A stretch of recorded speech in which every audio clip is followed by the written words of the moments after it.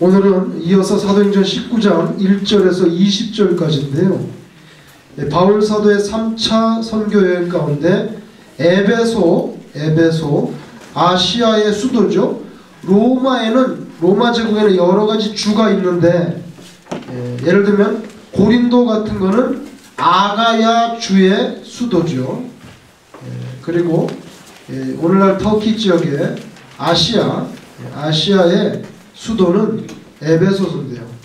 에베소에 가서 전도하신 내용이 있는데 오늘 사도행전 19장 1절에서 20절 여기 보시면 오늘 바울 사도가 에베소에서 꽤 오래 있었어요. 3년 정도 있었던 것 같아요. 다른 도시에 비하면 상당히 오래 있었다는 거죠. 거기에 가서 예수님을 전했습니다. 예수님을 전했는데 세례 요한, 여기 나오는 요한은 전부 세례 요한이에요. 제가 쓴 것은 세례 요한을 전한 것이 아니라 예수님을 전했죠. 왜? 세례 요한은 예수님을 길을 예비하던 사람인데 에베소에 가보니까 세례 요한은 잘 알아요. 세례 요한. 근데 예수님을 잘 모르는 거예요. 그죠? 지난번에 아볼로도 세례 요한은 잘 알고 세례 요한의 세례도 아는데 예수님의 십자가 사건과 부활, 성령 이런 개념이 약해요. 잘 몰라요. 그래서 아골라와 브리스길라가 그 공부 많이 한 아볼로를 불려다가 당신 한 수 배워야 되겠어. 이리 오시오. 그래가지고 사실은 아골라와 브리스길라는 장사꾼이잖아요. 그죠? 그렇지만 복음을 먼저 받아들이고 바울 사도를 통해서 확실하게 기독교의 핵심을 알고 있던 그가 공부 아무리 많이 했어도 예수님의 실체를 정확하게 모르는데 어떡하겠어요. 그래서 아볼로를 잘 가르쳐줬죠. 그래서 아볼로는 그 가르침을 받고 고린도로 갔어요. 그런 일이 있었는데 그 에베소에는 여전히 세례 요한이 굉장히 잘 알려져 있는데 예수님의 실체를 잘 몰라요. 그래서 바울 사도가 오늘 본문에 보시면 예수님을 전파하시고 그랬더니 성령이 임재하셨어요. 성령이 임재해서 에베소에 정말 엄청난 새 역사가 일어납니다. 새 역사가. 그래서 그 다음에 골로새 이 옆에 있는 교회들 다 사실은 에베소에서 먼저 복음이 터져서 이게 다 확산돼 나간 거예요. 그러니까 이 에베소라는 이 도시가 굉장히 중요한 도시죠. 그런데 바울이 예수님을 전하면서 큰 역사가 일어났어요. 막 기적이 일어나고 하니까 사람들이 보니까 그 예수 이름이 굉장히 파워풀한 이름인 가운데 에베소에는 특별히 마술이 굉장히 유명했다 그래요. 그래서 마술하던 사람들이 그럼 우리 예수 이름으로도 해보자.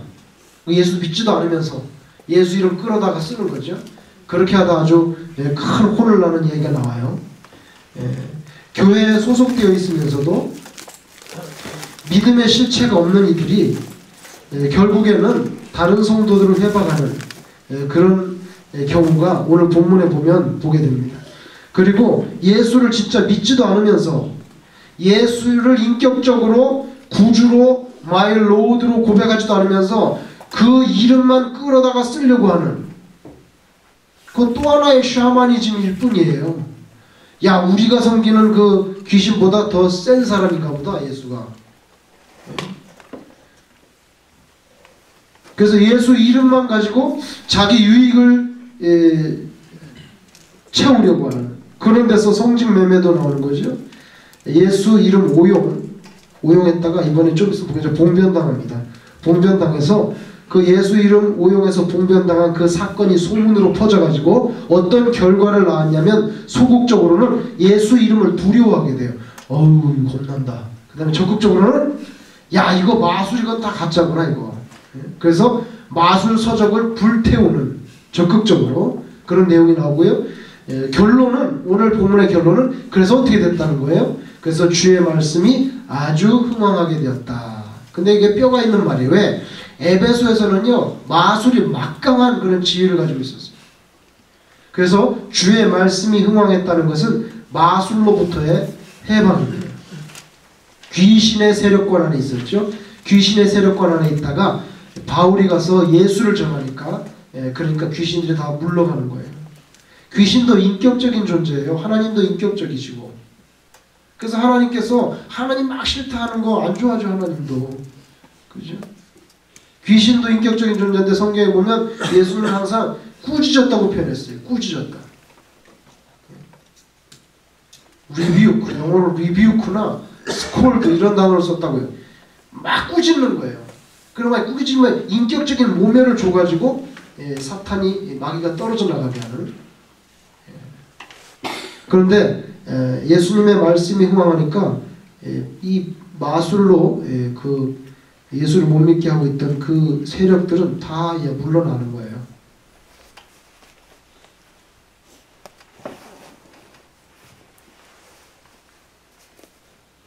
옛날에 지금은 교회도 팔리고 어려운 가운데 빠져 있지만 로버트 슐러 목사님이 뭐라고 말했냐면은 자기 아버지가 큰 농장을 가지고 있었는데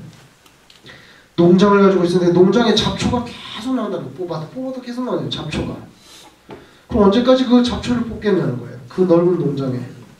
우리 한국처럼 뭐 조그만 뒤에 조그만 이런 자기 조그만 밭이면 가가지고 허리 꼬부려가지고 수건 쓰고 얼굴 새카매지면서 뽑으면 되겠지만 그 드넓은 농장을 어떻게 잡초를 뽑아도 끝이 없어요. 그런데 자기 아버지를 보니까 농장하는데 거기다가 알파파를 심었대요. 알파파를 많이 심으니까 결국에는 잡초가 흐지부지 되는 거예요. 그렇죠. 그걸 뽑으려고 하면 너무 피곤하죠. 뽑으려고 하지 말고 나쁜 것을 뽑으려고 물론 뽑아야 되겠지만 그거보다 좋은 것을 자꾸 심어요. 좋은 걸 자꾸 심으면 나쁜 것들이 점점 밀려나는 거죠. 그걸 나쁜 것을 다 뽑아 힘들어요. 왜냐하면 악한 세력도요 힘을 쓴다고요. 여러분 어떤 사람이 머리를 싸매고 악한 짓을 하려고 하면 그거 막기 힘들어요. 그러니까 자꾸만 복음의 씨앗, 선한 씨앗을 자꾸 심으면 알파파를 심으면 자꾸 그냥 잡초가 이렇게 없어지는 거죠. 주의 말씀을 자꾸 심으면 이 마귀의 권세가 마귀의 세력이 쫑꼬를 당하고 꾸짖음을 당하는 거니까 자꾸만 이렇게 해서 멀어지는 거죠. 우리의 생활이 그렇게 돼야 된다. 그 다음에 오늘 본문에 이따 설명하겠지만 세례에 대해서 다시 생각하게 돼요. 왜냐하면 세례 요한은 잘 알아요. 에베소 사람들이. 근데 예수님의 이름으로 세례받는 거 모르고 있어요. 예수님의 이름으로. 그래서 바울이 가르쳐줬죠. 세례 요한이 주는 세례는 물로 준 세례고요. 예수님의 이름으로 받는 세례는 불로 주는 세례잖아요. 물과 불 다르죠. 불은 또 우리가 성령의 세례라고도 해요. 세례 요한이 주는 세례는요, 내 죄를 회개하기 위한 거예요. 하나님의 나라에 들어가면 죄를 회개될 거예요. 그죠? 보라 하나님의 나라 가까웠으니 그 다음 뭐예요? 바로 회개하라고 나오잖아요. 회개라고 하는 것은 하나님의 나라에 들어가는 비자나 마찬가지예요. 비자도 없이 어떻게 들어가? 불법이지요. 그래서 세례 요한이 물로 베푼 세례는요, 회개의 핵심이 있어요. 이거 기본이에요. 기본. 이걸 해야 천당에 들어갈 거 아니에요? 그러나 예수님의 이름으로 세례를 받는 것은 이제 내가 이제까지는 예수님을 주인인지 몰랐는데 앞으로는 절대적으로 예수 그리스도만 나의 주로 모셔드립니다. 이거 절대 의존. 나는 하나님 없으면 죽습니다. 바로 이렇게 생각하는 거. 그래서 이 세례가 다른데 에베소 교인들 여기까지밖에 모르고 있었어요. 그래서 바울이 이걸 가르쳐줬어요. 영어로 따지면은 우리는 죄로부터 돌이켜야 되는 거죠.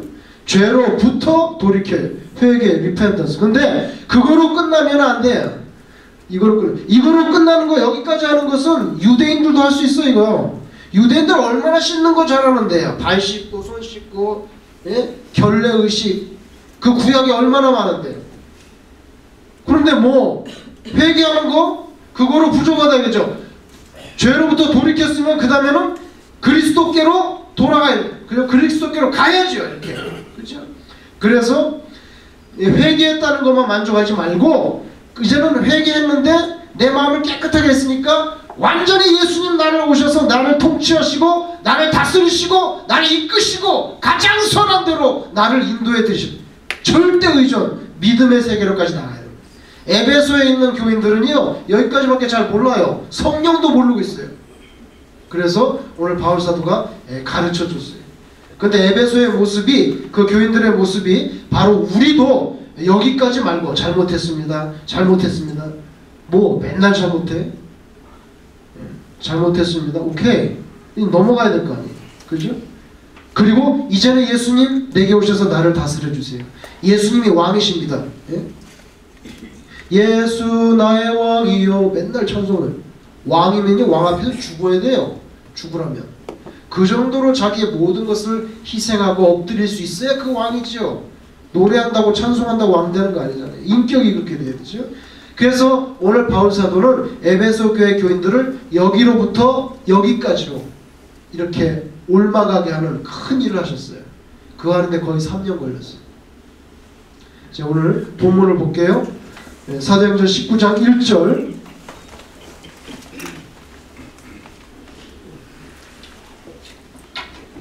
아볼로가 고린도에 있을 때, 아까 말씀드린 대로 아볼로는 아굴라와 프리스길라에게 가르침을 받고 고린도로 갔잖아요. 고린도에 있을 때 바울이 윗지방으로 다녀 에베소에 와서 어떤 제자들을 만났어요. 이르되 너희가 믿을 때 성령을 받으셨습니까? 이르되 아니요.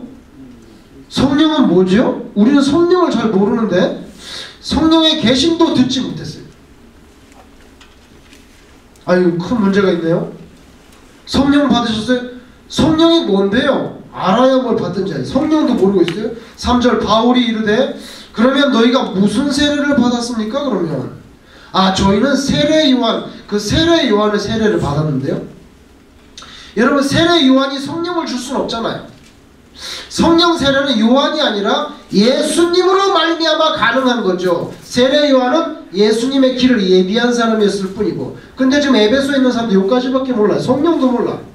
그래서 가르쳐주는 거예요. 이제 성령 세례는 세례 요한이 아니라 예수님으로 말미암아 가능한데 그것을 가르쳐줍니다. 그래서 보세요.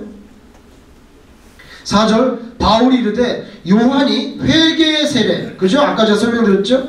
회개의 세례를 베풀며 백성에게 말하되 내 뒤에 오시는 이를 믿으라 하였으니 이는 곧 예수라 하거늘 그들이 듣고 자, 예수에 대해서 전했어요. 바울이 세례 요한이 아니고 예수에 대해서 전했어요. 그들이 듣고 주 예수의 이름으로 세례를 받았어요. 자, 이거 보세요. 더 이상 세례 요한이 아니라 이제 세례 요한은 갔어요. 세례요한 갔어요. 세례요한은 예수님에 대해서 전했어요. 예수님에 대해 전했더니 성령이 임했어요. 예수님의 이름으로 세례를 받을 때 성령이 임했어요. 이제는 새로운 역사가 에베소에서 일어나는 거예요. 4절 다시 바울이 이르되 요한이 회개의 세례를 베풀며 백성에게 말하되 내 뒤에 오시는 이를 믿으라 하였으니 이는 곧 예수라 하거늘 그들이 듣고 주 예수 이름으로 세례를 받으니 바울이 그들에게 안수하매.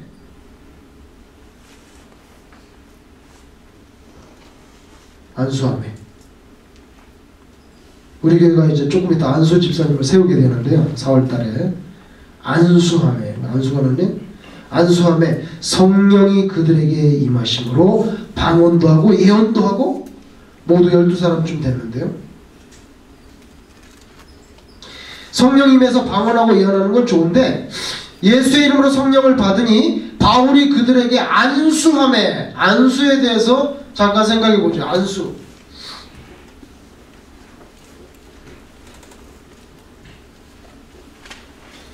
우리가 말하는 안수는 손을 머리에 얹는 것을 우리가 안수라고 그렇게 표현하는데요. 그래서 목사, 장로, 또 집사 안수하잖아요. 안수하는데 이런 단어들은요, 교회 다니는 사람이 알지 교회 전혀 안 다니는 사람은 안수라고는 몰라요. 옛날에 있던 교회 어떤 권사님이지만 예수를 늦게 믿었어요. 근데 뭐라고 말하면 자기 예수 믿고 교회 나오는데 맨날 성령의 교통하심이라 그런 거예요. 그래서 자기는 그 트래픽인 줄 알았대. 그래서 성령이 트래픽이 맨날 트래픽이 어떻게 된다. 진짜 그랬대. 자기 교회 처음 나올 때 교통하시고 그러는데 교통은 트래픽인데 성령님이 오다가 길이 막힌다는 뜻인지 커뮤니케이션으로 되어 있는데 그거 교통이라고 번역하니까요. 똑같은 단어지만 교회 안 다니는 사람 모른다 이거예요. 제 대학교 다닐 때 제 친구가 생물학과 친구인데 그 친구가 나한테 그래. 야, 안수가 뭐냐? 뭐 안수 집사인데 안수 집사는 게 뭐냐? 그래, 안수가 무슨 말인지 모르겠다는 거예요. 교회를 그건 어릴 때부터 다녔어. 근데도 안수를 몰라. 근데 오늘 예수님의 이름으로 세례를 받고 안수를 했더니 성령이 임했다는 거예요. 그래서 안수가 성령 임재, 안수가 성령 임재의 그 중간 과정처럼 여기 보입니다. 제가 말씀드리려고 했는 것은 성령의 임재가 안수함으로 임할 수도 있지만 안수를 안 해도 성령이 임해요. 어떨 때는. 그러니까 꼭 안수 기도를 받아야만 성령 체험을 하거나 성령을 받았다는 것은 성서적이 아니에요. 정확하게 말하면 안수 기도를 통해서도 성령이 임재할 수 있고 안수를 안 해도 얼마든지 성령님이 임재할 수 있어요. 여러분, 성령님이 어떤 사람의 안수를 통해서만 임재한다면 성령이 큰 거예요? 그 사람이 큰 거예요? 그 사람이 위대한 거죠. 그럼 그 사람이 안수 안 해주면 성령 못 받는 거 아니에요? 안수 안 해주면. 그건 잘못된 생각이에요. 어떤 분의 안수기도나 안수를 통해서 성령이 임재하실 수 있어요. 사실입니다. 그러나 안수를 못 받았기 때문에 그 사람이 내 머리에 손을 안 얹었기 때문에 나 성령 못 받았다. 이건 엉터리라는 거예요. 그렇다면은 성령님이 그 사람보다 약한 거지. 성령님은 자기가 임하고 싶을 때 아무 때나 임하고 아무한테나 임해야지 꼭 어떤 사람의 손을 통해서만 임재한다면 그 사람 손이 황금손이죠. 그죠?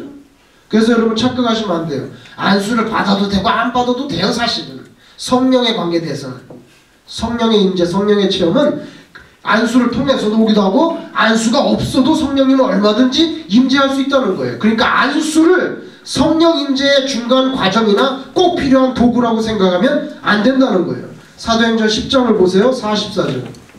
거기 대표적인 예가 있는데요. 사도행전 10장 44절. 거기는 누구 얘기가 나냐면 이방인 고넬료, 이탈리아 로마에서 온 장교 백부장 고넬료의 이야기가 나오는데 44절 보세요. 10장 44절. 베드로가 이 말을 할 때에 자, 베드로가 지금 막 설교를 하고 있어요. 설교를 고넬료의 집에서 베드로가 고넬료의 집에서 설교하고 있는데 베드로가 막 설교를 하실 때에 성령이 말씀 듣는 모든 사람에게 내려오셨어요. 설교하고 있는데 베드로와 함께 온 할례 받은 신자들이 이 사람은 유대인들이죠. 유대인으로서 예수 믿은 사람들이에요. 베드로와 함께 온 유대인으로서 예수 믿는 사람들을 할례 받은 신자를 표현했죠. 할례 받은 신자들이 이방인들에게도 성령 부어주심으로 말미암아 놀라니. 그러니까 아직도 베드로와 그 측근들은요 성령이라는 것은 유대인으로서 예수 믿은 사람에게만 임한다고 생각하고 있는 거예요. 무의식 가운데. 근데 이거 할례도 받지 않은 이런 이방 사람들한테 성령이 막 임해. 깜짝 놀랐다는 거예요. 보세요. 아직도 베드로가 복음의 진리를 확실하게 잘 이해하지 못하고 있어요. 그죠? 예수를 믿으면 구원받잖아요. 아무나 누구든지. 근데 이 사람은 항상 유대인들만 구원받는 생각하니까 이게 할례도 안 받은 사람인데 설교하고 있는데 성령이 임하고 방언이 터지고 막 하니까 이게 어떻게 된 거야? 이방인도 성령을 받네? 이 할례도 받지 않은 사람들인데? 그래서 깨닫게 되는 거죠. 그 다음 보세요.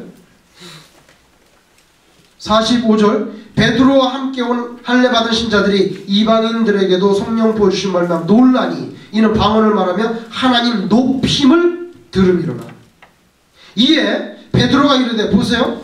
이 사람들이 우리와 같이 성령을 받았으니 누가 등이 물로 세례 베품을 금하리요 하고 명하여 예수 그리스도의 이름으로 세례를 베풀라 하니라.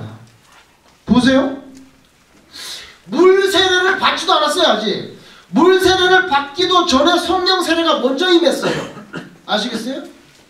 그리고 오늘 여기 베드로가 고넬료한테 안수했어요? 안 했어요? 했어요? 안 했어요?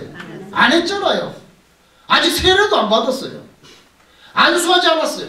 그런데도 설교 말씀 중에 성령이 먼저 임하셨어요. 그러니까 안수라고 하는 것은 그걸 꼭 성령을 받는 중간 반드시 필요한 채널로 생각. 이거는 잘못된 생각이에요. 안수 받아도 되고 또 안 받아도 되고 성령 체험하는 것은 아무 관계 없어요. 다시 본문으로 돌아옵니다. 19장 8절 19장 8절 바울이 회당에 들어가 자 보세요. 바울은 항상 선교할 때 먼저 어디로 들어가죠? 도시에 도착하면 회당에 들어가. 왜? 혈족에게 내 혈족 먼저란 말이야. 내 가족 유대인들에게 먼저 복음을 전하고 그 다음에 이방인에게 갔어요. 항상 그래 이 사람은. 그래서 회당에 들어가서 석 달 동안 담대히 하나님의 나라에 관하여 강론하며 권면하되 3개월을 회당에서 설교했어요. 근데 어떤 사람들은 마음이 굳어 순종하지 않고 바울이 3개월 동안 설교했는데도 복음을 받아들이지 않아요. 도무지. 무리 앞에서 이 도를 그리스도교를 비방하거늘 바울이 그들을 떠나. 자 보세요. 항상 회당에서 먼저 설교하고 그 다음에 안 받아들이면 이방인들에게 합니다.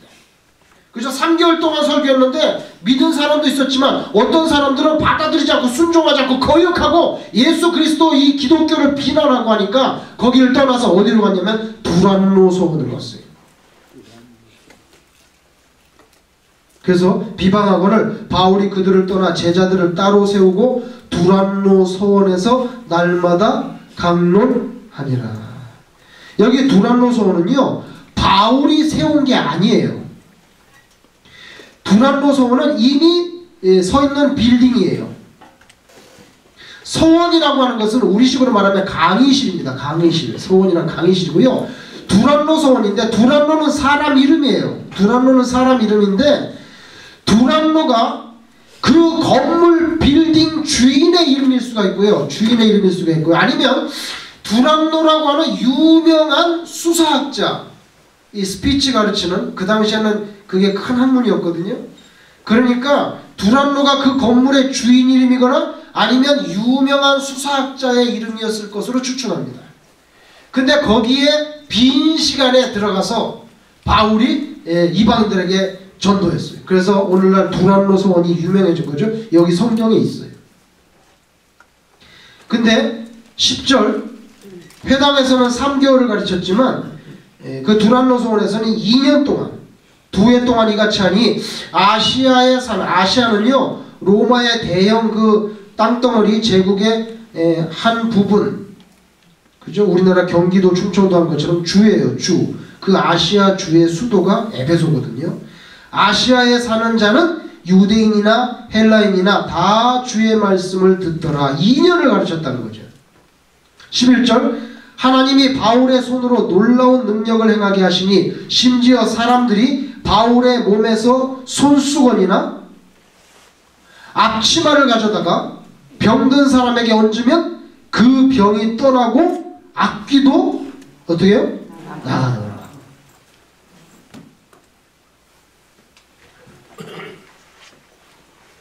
아니 제가 쓰는 수건이 있는데요. 제가 쓰는 수건. 그 수건은 얼굴도 닦고 세수도 손도 닦고 사무실에 있어요.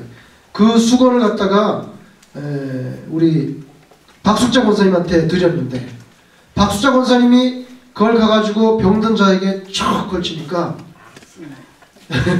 다음에 병이 났다는 거예요. 그러면 얼마나 좋겠어요. 제가 얼마나 좋겠어요. 그러면 수건을 그냥 박스로 오더해가지고 매번 한번 닦을 때마다 바꿔서 닦고. 그런데 바울에게는 그런 일이 일어났다는 거예요. 여기 수건은요 땀 닦을 때 쓰는 머리에 두르는 수건이에요. 이 터번같이. 앞치마는 뭐예요? 부엌에 가서 바울이 부엌에 가서 요리하나요? 천막 만들 때. 이 앞치마는 바울의 잡이 뭐죠? 천막 만들 때 쓰는 여기 작업용 앞치마. 부엌에서 쓴 게 아니고 미술 그리는 사람들이 여기 페인트 물감 얘기하는 것처럼 그 텐트 만드는 사람들이 여기 쓴 앞치마. 근데 그 수건과 앞치마를 병자에게 갖다만 얹어도 병이 났다는 거예요. 하나님은 모든 것을 하실 수 있으니까. 잘 보세요. 하나님은 모든 것을 하실 수 있으니까 얼마든지 그것도 가능할 거예요. 그렇지만 우리가 항상 우리도 그런 수건을 찾아야 되는데 조용기 목사님 쓰던 수건 어디가 있나 지금. 이런 식으로 자꾸 그렇게 접근하면 곤란해요. 하나님은 모든 것을 하실 수 있지만 꼭 꼭 필요하기 때문에 그렇게 하시는 것이지 일반화시킬 수 없어요. 여러분, 그런데 왜 하나님께서 보통 하시지 않는 이런 일을 여기서 하셨을까요? 왜냐하면 에베소에는 뭐가 유명해요? 마술이면 마술에 익숙해 있는 이 사람들을 갖다가 휘어잡고 전도해서 그 사람들을 예수 믿는 사람으로 옮겨와야 돼. 이렇게 여기 있던 사람 이와 해가지고 싹 예수 하나님의 나라로 옮겨와야 되는데 먼저 그 사람들이 익숙한 대로, 예? 이 수건, 앞치마 이렇게 하니까 오, 자기는 익숙하거든요. 마술이니까. 마술은 뭐 수건 갖고 하잖아요, 그죠? 예, 비둘기도 막. 그러니까 하나님께서 그런 특별한 문맥 가운데서 바울의 손수건과 앞치마를 잠시 그렇게 쓰신 것이지, 우리한테 항상 그런 일이 일어난다면은 어떻게 되겠어요? 그죠? 일반화시킬 수가 없어요. 어떤 선교사님은 뱀에 물렸는데 죽는 줄 알았는데 독도 퍼지지 않고 정갈에 물렸는데도 살 수 있어요. 그러나 그게 모든 시대에 모든 예수 믿는 사람들에게 일어난다고 할 수는 없잖아요. 하나님이 신이시니까 그렇게 할 수는 있어요. 그러나 그게 모든 사람에게 나타나는 일반화할 수 없잖아요. 제가 아는 선교사님 오토바이 타고 홍수 난 다음에 오토바이 타고 건너갔어요. 조금 큰 강가, 좀 개울인데 너무 커서 강처럼 생각되는 그 건너갔어요. 건너가서 그 부족에 딱 도착했는데 그 부족이 뭐냐면 당신 여기 어떻게 왔어요? 오토바이 타고 왔는데.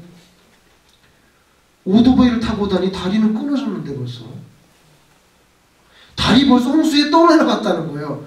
근데 선교사는 지금 타고 왔는데, 또 한 번은요, 그 선교사님 오토바이 타고 왔는데 생각해보니까 기름 떨어진 지가 너무 오래됐는데 기름 안 넣었어요. 그 부에 잊어버린 거예요, 이 사람.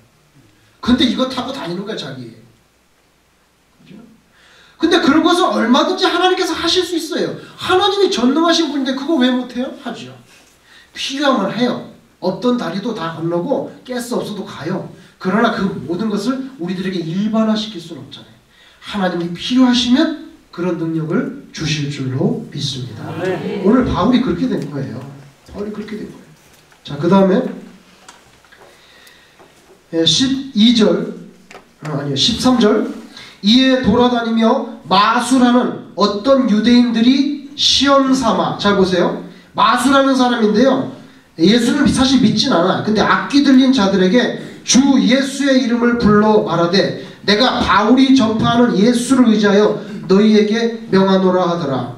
유대의 한 제사장 스게와의 7 아들도 이 일을 행하더니, 이제 귀신 된 사람 만나가지고 예수 이름으로 나가라 그랬겠죠. 그랬더니 악기가 딱 대답하여 이러되 내가 예수도 알고 바울도 아는데 넌 누구야?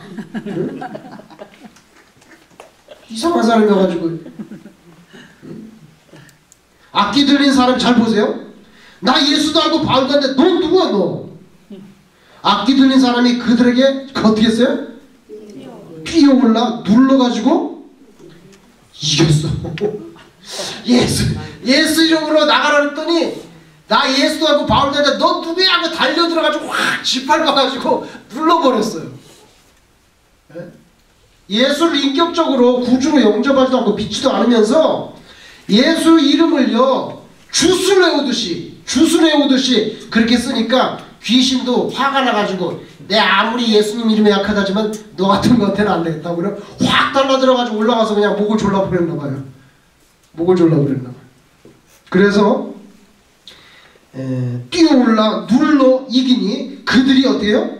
상하여 벗은 몸으로, 아주 옷도 찢기고 벗은 몸으로 그 집에서 어떻게 했어요? 도망쳤어요. 에베소에 사는 유대인과 헬라인들이 다 이 일에 대해서 들었어요. 이 일을 듣고 두려워해요. 뭘 두려워하냐면요, 야, 그 예수님 이름 함부로 썼다가는 잘못하다가 내가 죽을 수도 있겠구나. 그죠? 그래서 예수님 이름을 오용했던 사람이 봉변을 당하고 그 소문이 퍼지니까 에베소에 있는 사람들이 소극적으로 예수님의 이름을 함부로 부르지 못해. 두려워했어요. 여러분, 십계명에 뭐라 했죠? 내 이름을 어떻게? 망령되. 예. 내 이름을 망령되 일컫지 마. 그 얼마나 중요하면 십계명이 있겠어요.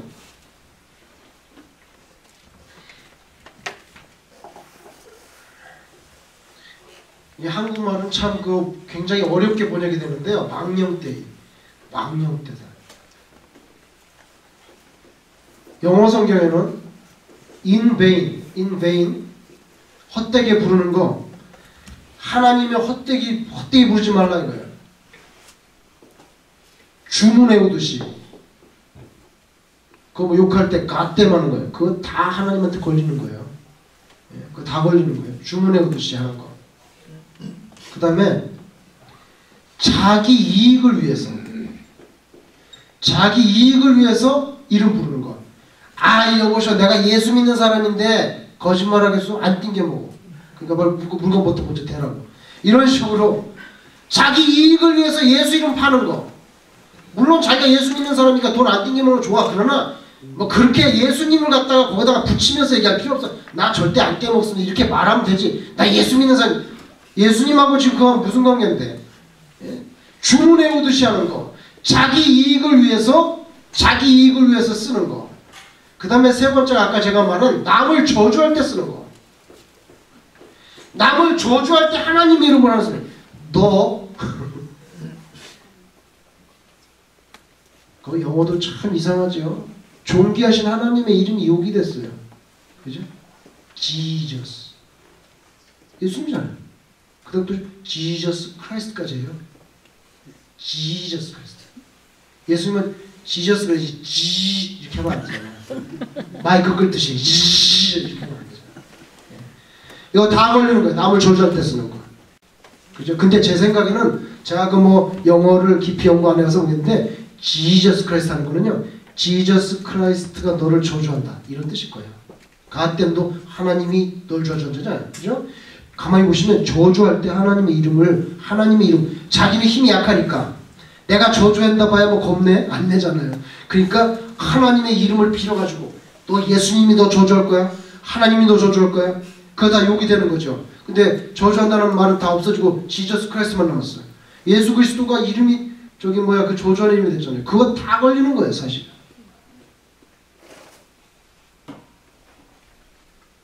교회 오래 다니고 뭐 집사 장로 권사에도요. 맨하탄 가다가 뭐 이상한 일 탁 하면 지저스 이런 목사 그런 권사님 장로님 집사님 많아요. 지나가다가 돌에 걸려서 확 자빠졌어요. 제가 그 옆에 있었는데 그때 바로 튀어나오더라고. 깜짝 놀랐어요. 근데 그 사람이라 어떻게 해서 연약한. 그러니까 평상시에 그런 욕을 하면 안 되지. 그런 욕을 많이 해봤기 때문에 가땜이 튀어나오죠.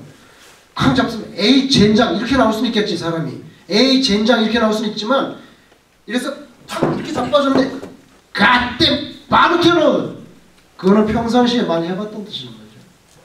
그런 거 할 필요 없어요. 그런 거. 자, 그 다음에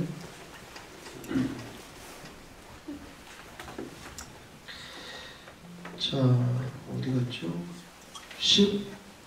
17절 에베소에 사는 유대인과 헬라인들이 다 이 일을 알고 두려워하며 주 예수의 이름을 높이고 믿은 사람들이 많이 와서 자복하여 행한 일을 알리며 또 마술을 행하던 많은 사람이 잠시요. 마술을 행하던 많은 사람이 그 책을 모아 마술책이죠. 마술책을 모아 가지고 와서 모든 사람 앞에서 불사르니 이 말은 자기 집 뒤뜰에 가서 불사르는 게 아니라 아주 그냥 광장에 나와서 다른 사람 다 보라는 식으로 마술책을 갖고 와서 불질렀다는 거예요. 이거는 공적인 장소에서 공공연하게 퍼포먼스를 했다 이거예요.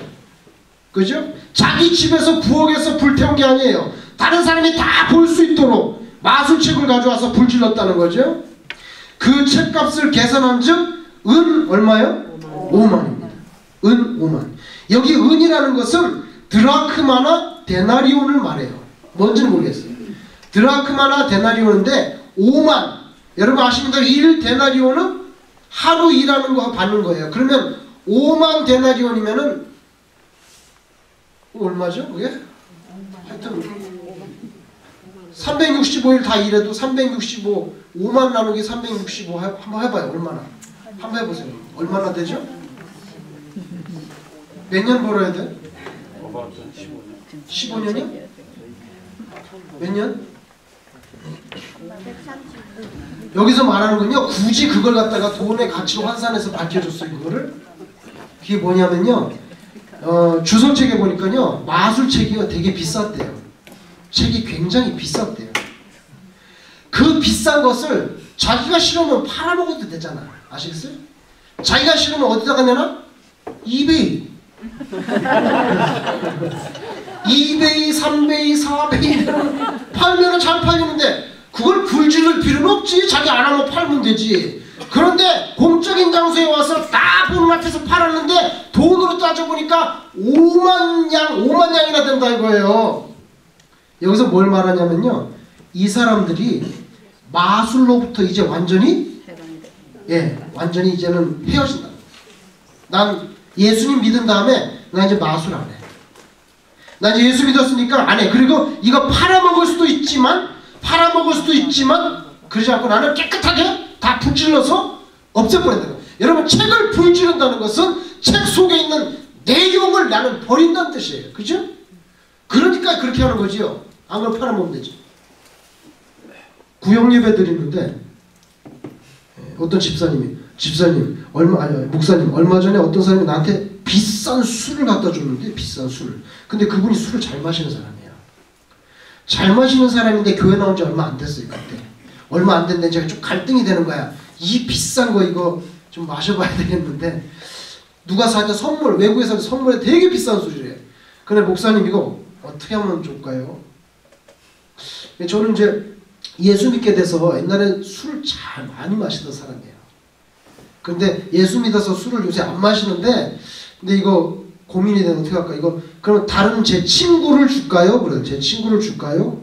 집에 있으면 또 유혹을 받을지 모르겠 친구를 줄까 그랬더니, 그러니까 제가 뭐라냐면 그 친구를 주지 마시라고. 친구를 주면 그 친구가 또 먹잖아. 그러니까 제가 했어요. 집사님 그거를 뚜껑을 딱 따가지고 싱크대에 가가지고 아가리를 꽉 집어가지고 그래서 그냥 콸콸콸콸콸콸 이렇게 버리세요. 그렇게 하니 구역님이 끝났네. 그 사람 얼굴이 벌개졌어요. 술도 안 먹었는데 벌개졌어요. 그 비싼 거를. 그 다음 주에 왔어요. 그 집사님이 저를 찾아왔어요. 목사님, 집에 가서 계속 그 갈등하다가 목사님 말대로 그 뚜껑 열어가지고 그 싱크대에다가 다 버리더라고요. 다 버리고 그때부터 지금까지 술 안 마셔요. 아멘. 술 안 마셔요. 여기 마술책 팔 수 있죠. 비싼 거니까. 그러지 않았어요. 불태워. 뭐예요? 나는 이 책 속에 있는 내용과 결별. 나 예수 믿었기 때문에 이제 마술 안 해. 여러분, 우리 교회 다니면서 여전히 제사 드리는 사람 있어요. 옳지 않아 이거. 우리 한국적인 개념의 제사라는 것은 죽은 조상 신들의 그 영, 예? 그 조상 신들의 영을 달래는 듯한 그 의미가 있잖아요. 그냥 우리 할아버지 옛날에 이렇게 사셨지 이런 게 메모리하는 게 아니잖아요. 메모리 수준을 넘어가서 조상신 그 영을 숭배하는 거거든요. 숭배하는 게 있기 때문에 제사를 드리면 안 돼요. 가톨릭에서는 제사가 그 뭐 미풍양속이지 옛날에 이랬어요. 지금은 모르겠는데, 그러니까 가톨릭 신자들은 자꾸만 가톨릭은 전도하기가 좋아. 왜냐하면 술도 터치 안 하지, 제사도 터치 안 하지, 미사도 뭐 일주일에 뭐 아무 때나 가서 주일날 필요 없어. 아무 때나 가서 미사 한 번만 드리면 돼. 그러면 가톨릭 교인이에요. 그러니까 가톨릭은 점점 늘어나고, 기독교 까다롭단 말이야. 제사도 드리지 말라고, 술도 먹지 마, 담배도 피지 말라고. 교회 다니면서 예수 믿으면서 제사 드리는 거는 안 돼요. 예수 믿으면서 계속 마술책 보는 거랑 똑같아. 예수 믿으면서 또 점 보러 다니는 사람 있어.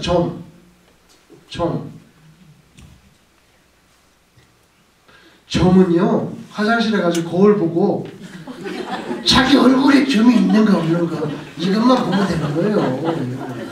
이거 또 하나 생겼네, 이거 길이가 또 하나 생겼네. 그러면 되지. 왜 돈을 내고 적은 거야? 점은 거울 보고 자기 점만 보는 거예요. 그 다음에 요새는 굿하는 사람은 없는데요. 부적. 아, 중국 사람들은 확실히 빨간색을 좋아해. 빨간색에다가 그 금가루 같은 걸 해가지고 하는 거. 하여튼 예수 믿으면서 제사 드리고 전 보고 뭐 이런 거 다 안 돼 이거. 그거는 오늘 여기 보세요. 마술책을 불살라 버렸잖아요. 그리고요, 여러분 손금 보는 거 있잖아요. 그 손금 보면요 자꾸 보고 싶어요. 궁금해. 그리고 궁금하잖아요. 궁금하지. 아, 당신은 뭐 재물선이 뭐 어디 가서 끊겼는데 언제 궁금하잖아. 그럼 궁금하니까 궁금해. 그러니까 이런 거 보면은 안 돼요. 그래서 불 질러 버렸어요. 불 질러 버렸어요. 자, 여러분 어디를 보시냐면요, 마태복음을 한번 보세요. 12장. 마태복음 12장 43절 한번 보세요.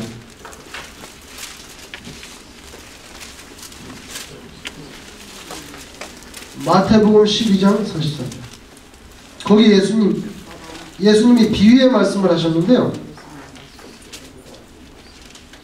마태복음 12장 43절. 더러운 귀신이 사람에게서 나갔을 때 물 없는 곳으로 다니며 쉬기를 구하되 쉴 곳을 얻지 못하고 이에 이르되 내가 나온 내 집으로 돌아가리라 하고 와보니 그 집이 비고 청소되고 수리되었거늘 이에 가서 저보다 더 악한 귀신 몇 명이요? 7을 데리고 들어가서 거하니 그 사람의 나중 형편이 전보다 더욱 심하게 되느니라. 이 악한 세대가 또한 이렇게 되리라. 경고죠. 여기 보세요. 우리가 물세례를 받고 회개를 합니다. 하나님 잘못했습니다. 용서해 주세요. 이 속을 깨끗하게 다 했어요. 깨끗하게 다 해서 통통 비었어요. 통통 비면은 빨리 성령님을 주인으로 모셔드려야 돼. 빨리 모셔드려야지. 죄는 깨끗하게 했는데 예수님의 이름 받는 세례도 모르고 성령도 몰라. 예배소 사람들이 지금. 그러면 여기다 죄 용서 잘못했어요. 하나님 용서해 주자고 회개. 이거 유대인들도 다 한다니까요. 이거는. 근데 그걸 다 깨끗하게 했는데 예수님이 오시고 성령님이 내 주인이 들어오셔서 소위 우리가 말하는 성령에 충만한 상태가 되어야 되지. 여기까지 나가야 되잖아요. 죄로부터 돌이켰으면 그리스도께로 나아가야 되지. 근데 이거 모르고 있기 때문에 오늘 에베소에서 저 가르쳐 준 거잖아요. 우리도 그를 가야 돼. 근데 여기까지만. 그러면 여기 텅 비어 있어요? 빈집이 좋지 않다 이거예요. 오늘 예수님이 하신 말씀에 이 비유를 갖다 제목을 붙이려면 빈집의 위기예요. 빈집에는 누가 와요? 도둑. 빈집에는 도둑이 오잖아요. 제가 지난번에 말씀드렸나? 실제로 있었던 일인데, 그 옛날에 그 브로드쇼 할 때 그 레미제라블 할 때 그 티켓이 2장이 왔어요. 티켓이 무명으로 비싸잖아요. 그게 100불도 넘도. 티켓이 2장이 어떤 사람 가정에 왔어요. 정말 그 사람 둘이 자기를 사랑하는 누군가가 익명으로 보내준 줄 알고 그 티켓을 가지고 브로드쇼에 갔어요. 돌아왔을 때 집이 어떻게 됐어요? 다 털렸어요.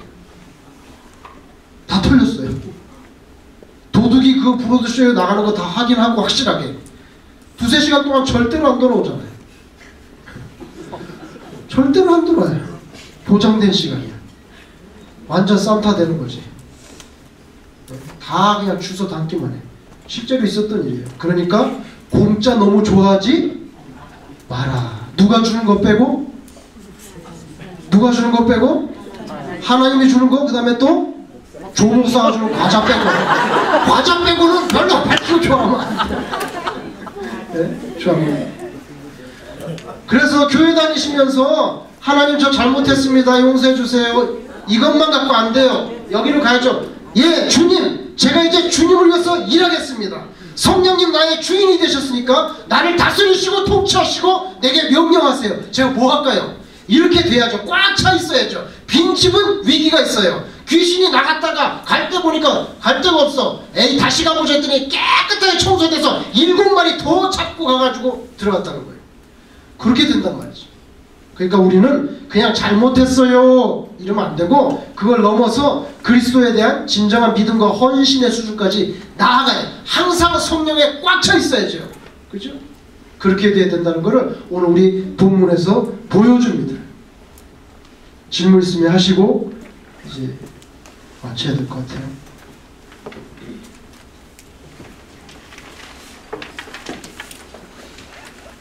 제사 지내지 마세요.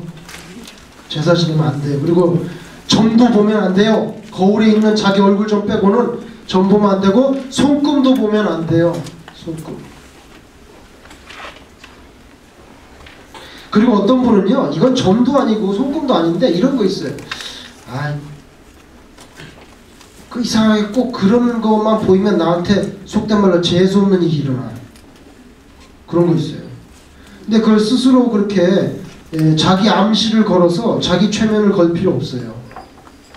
예를 들면 제가 교회 새벽 기도를 가는데 문을 열고 들어갔는데 본당 문을 열고 딱 들어갔는데 본당 문을 열고 딱 들어가니까 이렇게 큰 대형 시계가 있었어요. 동그랗게 생긴 거. 본당 뒤에 그런 대형 시계가 확 떨어져서 박살이 나 있더라고. 우리 교회 말고 박살이 나 있어요. 껌껌한데 불 켜고 들어가니까 교회가 시계가 박살이 난 거야. 아유, 그러니까 문을 누가 쾅 닫았나 봐요. 쾅 닫다보니까 떨어진 거죠. 이게 문 위에 걸렸었으니까. 그러니까 아유 이거 아까운데 하고 이제 제가 쓸어 담았어요. 쓸어 담았는데 그날 교인이 돌아가셨어. 교인이 돌아가셨어. 한 번은 새벽 기도 가려고 이렇게 하는데 현관문을 열는데 현관 밖에는 불을 제가 항상 켜놨거든요. 그냥 불 하나를 켜놨어요. 근데 뭣도 모르고 갔는데 계단을 딱 올라갔는데 뭐가 팍 날아가는 거야. 알고 봤더니 새가, 비둘기인지 뭔지 모르겠지만 상당히 큰 새가 밝으니까 거기 앉아있다가 저는 무심코 계단 올라갔는데 사람이 오니까 얘가 팍 올라가는 거예요. 깜짝 놀랐어요. 그날 교인이 돌아가셨어요. 그런 일이 있었어요. 보세요. 그 다음에 제가 교회를 갑니다. 새벽기도 교회를 가는데 현관에 올라갈 때 새가 있나? 아니 새가 있으면 저쪽 가서 돌 던지고 가려고. 왜냐면 그날 교인이 죽었기 때문에 에이씨 재수없어. 그 다음에 그 교회 본당 문을 열 때 시계가 떨어진 날 교인이 죽었거든요. 시계가 또 떨어졌나? 제가 말씀드린 건요, 그럴 필요 없다는 거예요. 그럴 필요 없어요. 하나님이 데려가실 때는 시계가 안 떨어진 날 돌아가신 분도 더 많잖아. 그죠? 시계가 안 떨어진 날 돌아가신 분도 어떻게 할까? 그러면 맨날 시계 오늘 안 떨어졌네, 떨어져야지 안 돌아가실 때 그럴 거예요? 거꾸로 생각해 보세요. 거꾸로. 시계 안 떨어졌을 때 돌아가신 교인이 더 많아요. 새가 안 날아갔을 때 돌아가신 교인이 더 많아요. 그런데 그게 징크스가 된단 말이죠. 그런 어리석은 생각할 필요 없다 이거예요. 새가 올라가든 시계가 떨어지든 안 떨어지든 하나님이 오라 하실 때 가는 거지, 꼭 그렇게 제가 말하는 거는 그거 뭐 제사도 아니고 점도 아닌데요, 자기 스스로 그런 자기 나름대로 만든 그게 어떤 부적 같은 거, 그런 거, 그죠? 징크스 같은 거, 그런 거 필요 없어요. 오직 하나님의 주권만이 살아있어요. 자기 마음대로 해석해서 그렇게 마음에 그렇게 할 필요 없어. 자유예요. 자, 질문이 없으신 것 같으니까 기도하겠습니다.